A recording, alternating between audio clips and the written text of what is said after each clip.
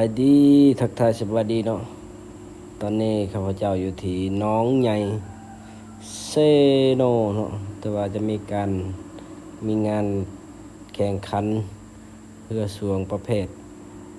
เจ็ตชีพายเนาะที่ฐานเห็นตอนนี้ก็คือเรือลมในระหว่างการฝึกซ้อมเนาะแต่ว่าการเตรียมการแข่งขันแต่ว่าได้สอนแต่ว่าเรือลำนี้โอ้ลมตลอดเนาะบรรยากาศ